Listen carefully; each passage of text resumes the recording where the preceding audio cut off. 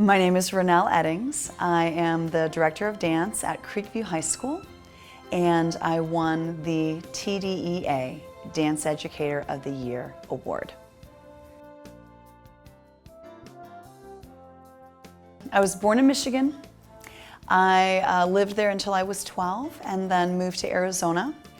And part of my history is that I started taking dance classes because of my mother. So my mom came in one day when I was 4 and said, "Ronelle, do you want to take tap dance lessons?" And I said, "Yes." I had no idea what it was. And she wanted to take tap dance lessons. So she thought if she could get me to go, then she could also take lessons herself. So we went and started taking tap, and that progressed into ballet and jazz and some point work. And then when I turned 12, my parents divorced. And so I moved to Arizona to be with my mom's side of the family and my mother. And there was no money for dance lessons. And so I was heartbroken. I was heartbroken because that's the one thing that I was very passionate about. And when I got to Arizona in middle school, they had dance as a class. So I took dance in middle school and I took it all through high school. And when I graduated, I was the kid who went to school for dance. And so that was why I became a dance teacher, and that's why I want to be in public school. So I moved to Arizona and danced in Arizona, went to Arizona State University, got both of my degrees there in dance education and in secondary education with dance emphasis. And then I got married and moved to Dallas. Well, I got here and in fact the art was of such a high quality here that I thought every school must have dance in it. And I started doing my research and transferring my certification from Arizona to Texas, and I realized that not every school had dance. And so I started looking around. My first job was at Marsh Middle School in DISD. And so I did middle school teaching for about 3 years, and one of the women in L Dance Works had started teaching at Creekview. And so I knew Jo Miller, and she was teaching, and when she left, I said, "I want your job."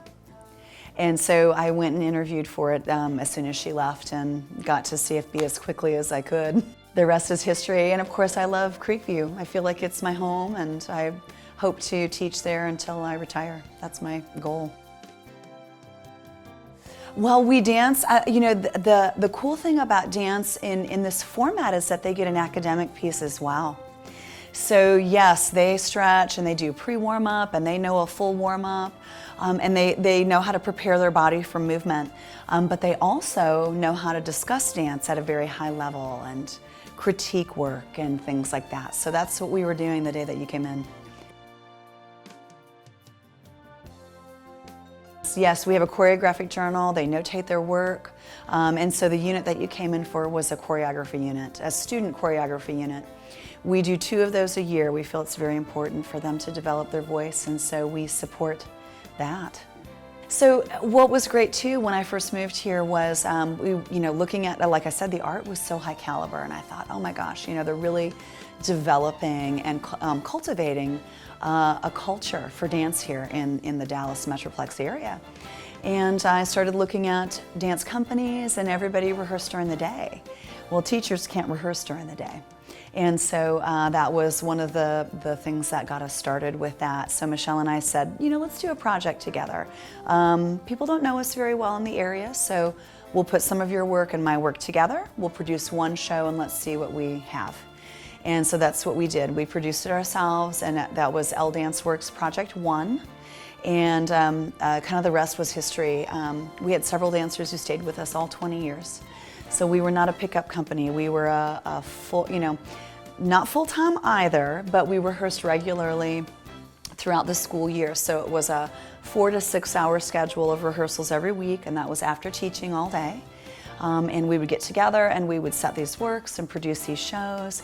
And at some points in our seasons, we did 2 shows a year. We did a fall show and a spring show, kind of following the school year. And it was a lot, but it was wonderful. So we were teaching and doing the same things we were asking our students to do, learn new choreography and push ourselves in that way. So it was a wonderful, wonderful adventure.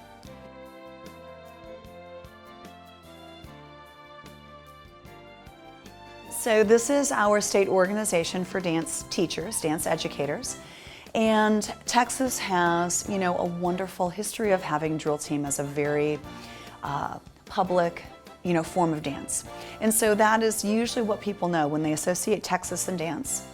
They'll think of a drill team organization. And so I've been involved in going to the conventions for years now, and the district committed to going. So all of the dance teachers in the high schools go, and we go together. And we take classes together, and sometimes we present.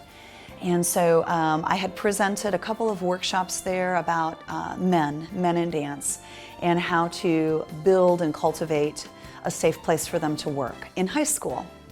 And you know, so we were talking to a lot of people and presenting work and taking classes and just trying to be involved and be a part of the state culture. And one of the things they do at the end of the convention is they have a form that you can fill in where you can nominate people.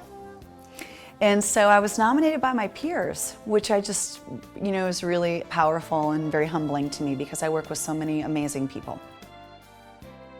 It was my middle school teacher, and her name was Debbie Ball. She's still living, so her name is Debbie Ball. She, well, and of course I was very vulnerable at that point when I had her because I had just moved to Arizona and my life had really turned upside down. And she was a first-year dance teacher, teaching dance that year. And so she was the one who, in fact, I was so motivated that I went back and student taught with her in middle school in Arizona. And she's come to visit in Dallas too. It's been amazing. We're still in touch. But she was just energetic. She wanted everybody to dance. She kind of rekindled that and let me see in another way that, you know what, dance doesn't have to be available only to those people who can afford to pay for it. We can all take dance, and I need to rethink this. You know what, everybody should be taking dance. And so for me, it was Debbie Ball in 7th and 8th grade. And she's not teaching dance anymore. She's retired now, but we stay in touch. I want them to learn that life is filled with many different opportunities, and you can't be afraid to go out and try new things. A lot of my students will come to me for the first time as seniors and take dance. And after they try it, they're like, oh, I wish I would have started this earlier. And you know, sometimes there are a lot of stereotypes around certain things. Dance in particular has stereotypes. And so it's a matter of, you know what, you got to get out there and see what speaks to you. You need to go out there and try things and be open to new experiences and new opportunities.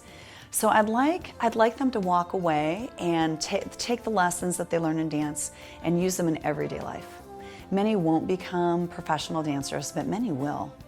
And I'd like for many of them to become teachers and to continue to teach and share that passion in schools at all ages. So my dream would be that when I retire, one of my students comes back and takes my position. Oh man, I would love that. That would be fantastic.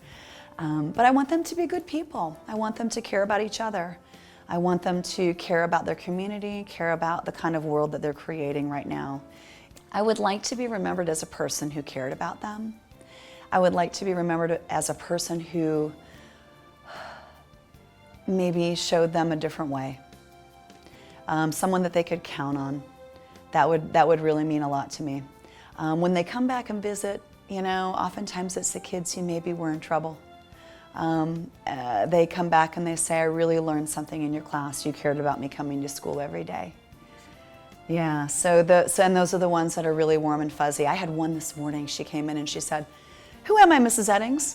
And I go, you're Courtney. And she goes, you remembered. I'm like, of course I did. She looked really different. And we hugged and talked, and I said, I'm just so glad you came by to see me this morning, you know? And she was a kid who took dance for 4 years, and she never wanted to do anything else with it, and she kind of did just what she needed to make sure that she passed. But she came back and visited me this morning, and I thought, that kind of says it all. So, yeah, yeah. So I would love, you know, I want to teach as long as I can. I mean, honestly, I'm going to teach until my body gives out. I would love to continue and be in the classroom. I would love to teach other teachers. at some point and talk about what is it really like in the public schools? How do you really create an environment? What does it look like in a textbook? And what does it look like in real life? And how are you going to get those kids through your door? I would love to write some books. I would love to write something about easy access curriculum and things that teachers can use, and what do we really not need and what do those kids really need in the classroom? I think that's what might be next for me, maybe. Maybe, yeah.